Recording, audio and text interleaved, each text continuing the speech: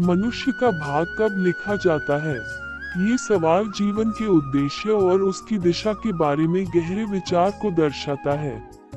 इसे लेकर कई दृष्टिकोण हो सकते हैं। एक प्रसिद्ध कहानी इस विषय पर विचार करने के लिए उपयुक्त हो सकती है।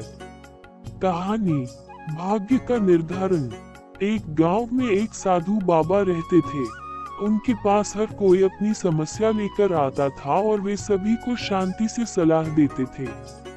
एक दिन एक युवक बाबा के पास आया और बोला, बाबा, मुझे ये समझ में नहीं आता कि मेरा भाग्य क्यों खराब है।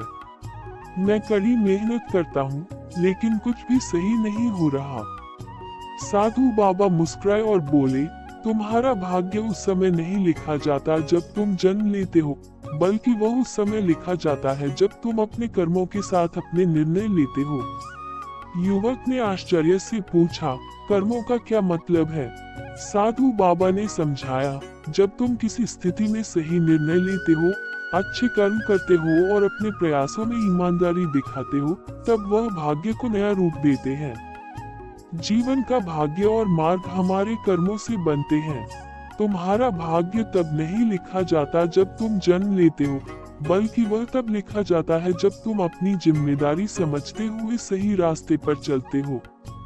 इस उत्तर से युवक को समझ में आया कि भाग्य केवल एक तयशुदा बात नहीं है, बल्कि वह हमारे कर्मों और निर्णयों पर आधारित होता है।